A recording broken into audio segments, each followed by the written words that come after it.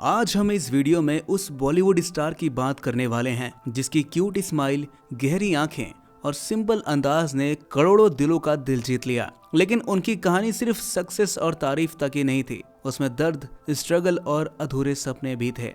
विनोद मेहरा 70 और 80 के दशक के वो अभिनेता थे जिनकी जिंदगी किसी फिल्म की स्टोरी से कम नहीं लगती। उनकी लाइफ में प्यार और धोखे की इतने उलझने थी कि हर कदम पर एक नई कहानी बनती गई। आज हम उनके लाइफ के उन छुपे हुए हिस्सों को जानेंगे जहां उनकी खुशियां, उनका दर्द और उनके अधूरे सपने छिपे हैं। उन्होंने अपनी पहली बीवी को धोखा देकर चोरी छुपके दूसरी शादी कर ली। फिर कहानी और उलझ गई जब दूसरी बीवी उन्हें छोड़कर एक डायरेक्टर के साथ भाग गई। मजे की बात यह थी कि उनकी पर्सनैलिटी इतनी दमदार थी कि मशहूर एक्ट्रेस रेखा भी उनसे शादी करने को तैयार हो गई। लेकिन अफसोस, ये रिश्ता भी ज्यादा दिनों तक टिक नहीं पाया। जब विनोद रेखा को अपने घर लेकर गए तो उनकी मां ने रेखा का स्वागत चप्पलों से किया। विनोद मेहरा की जिंदगी हर मोड़ पर नए ट्विस्ट से भरी हुई थी। उनकी कहानी में प्यार तो था लेकिन वो टिक नहीं पाया। उनकी आंखों में बड़े बड़े सपने थे लेकिन वो अधूरे रह गए। आखिर ऐसा क्या हुआ कि उनकी जिंदगी में इतने उतार चढ़ाव आए और क्यों उनकी कहानी सिर्फ 45 साल की उम्र में ही खत्म हो गई। 13 फरवरी 1945 को पंजाब के अमृतसर में जन्मे विनोद मेहरा का बचपन बहुत साधारण था।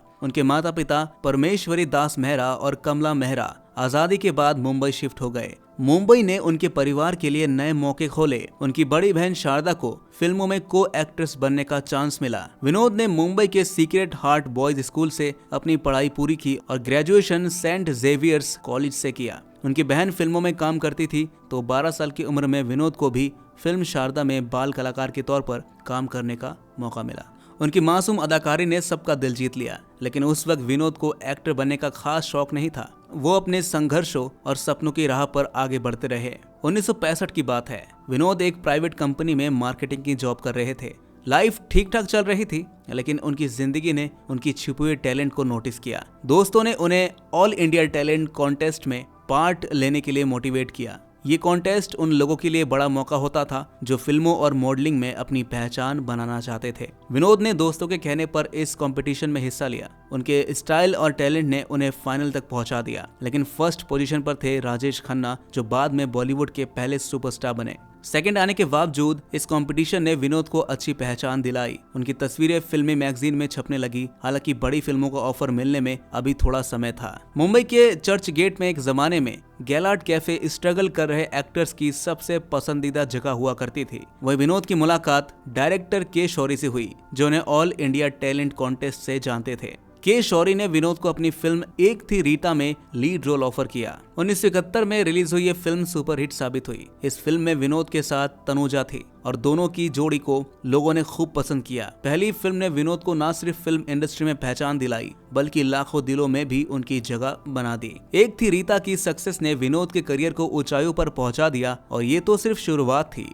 फिल्म एक थी रीता के बाद विनोद ने कई हिट फिल्मों में काम किया। 1972 में आई शक्ति सामंत की फिल्म अनुराग उनके करियर के लिए एक बड़ा टर्निंग पॉइंट बनी। इस फिल्म में उनकी जोड़ी मौसमी चटर्जी के साथ थी और दोनों की जबरदस्त केमिस्ट्री को दर्शकों ने खूब पसंद किया। इसके बाद उन्होंने मौसमी के साथ उस पार, दो झूठ और स्वर्ग नर्क जैसी हिट फिल्मों में काम किया जो उन्हें बॉलीवुड का एक भरोसेमंद एक्टर बना गई। लेकिन उनकी कहानी सिर्फ सक्सेस की नहीं। अब तक हमने देखा कि कैसे विनोद ने अपनी एक्टिंग से फैंस के दिलों में जगह बनाई, पर उनकी पर्सनल लाइफ के तूफानों ने उनकी फिल्मी कामयाबी को भी हिलाकर रख दिया। उनकी जिंदगी काफी उलझनों से भरी हुई थी। जहां प्यार और दर्द का खास रिश्ता था, विनोद मेहरा की जिंदगी में प्यार हमेशा खास रहा लेकिन वो कभी टिक नहीं पाया। फिल्म एक थी रीता हिट होने के बाद उनकी मां ने उनके लिए परफेक्ट लाइफ पार्टनर ढूंढना शुरू कर दिया। विनोद अपनी मां के बहुत करीबी थे और उनकी पसंद का सम्मान करते हुए उन्होंने 1974 में मीना ब्रोका से शादी कर ली। शादी के बाद सब कुछ ठीक चल रहा था लेकिन किस्मत ने उनकी जिंदगी में नया ट्विस्ट लिया। फिल्मों में काम करते हुए उनकी मुलाकात हुई एक्ट्रेस बिंदिया गोस्वामी से। दोनों करीब आने लगे और जल्द ही उनका अफेयर इंडस्ट्री का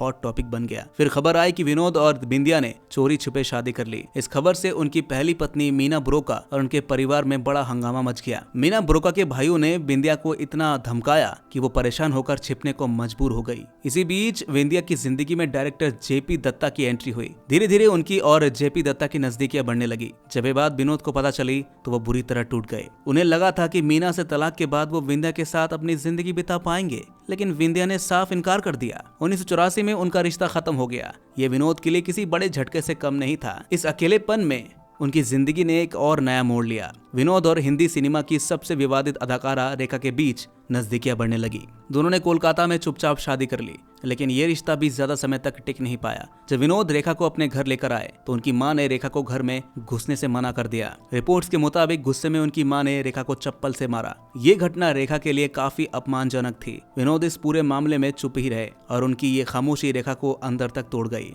आखिरकार रेखा को घर छोड़कर एक होटल में रात बितानी पड़ी। रेखा से अलग होने के बाद विनोद ने अपनी जिंदगी को नए सिरे से शुरू करने की कोशिश की। 1988 में उन्होंने किरण नाम की एक महिला से शादी की। इस शादी से उनके 2 बच्चे हुए, बेटा रोहन और बेटी सोनिया। उनका रिश्ता काफी शांत और विवादों से दूर था, लेकिन उनकी जिंदगी में मुश्किलें यहीं खत्म नहीं हुई। 1990 में सिर्फ 45 साल की उम्र में विनोद को हार्ट अटैक आया, जो उनकी खराब सेहत और ज्यादा स्ट्रेस की वजह से हुआ था। उनकी आखिरी फिल्म गुरुदेव, जिसे वो खुद डायरेक्ट कर रहे थे और जिसमें ऋषि कपूर, श्रीदेवी और अनिल कपूर जैसे बड़े स्टार्स थे, 1993 में उनकी मौत के 3 साल बाद रिलीज हुई। लेकिन दुख की बात यह है कि ये फिल्म फ्लॉप हो गई। उनकी मौत से उनके फैंस और परिवार को बड़ा झटका लगा। उनके बच्चे रोहन और सोनिया बॉलीवुड में अपनी जगह बनाने की कोशिश कर रहे हैं। सोनिया ने रागिनी MMS 2 और एक मैं और एक तू जैसी फिल्मों में काम किया है। वहीं रोहन बाजार और अद्भुत जैसी फिल्मों में दिखे हैं। हालांकि दोनों ही अभी अपने पापा जैसी सफलता हासिल नहीं कर पाए। आज भी जब पुराने हिंदी सिनेमा की बात होती है तो विनोद मेहरा का नाम उन खास कलाकारों में लिया जाता है जो सादगी और दिल से एक्टिंग करते थे। उनकी प्यारी मुस्कान, मासूम चेहरा और शानदार अदाकारी आज भी लोगों के दिलों में जिंदा है।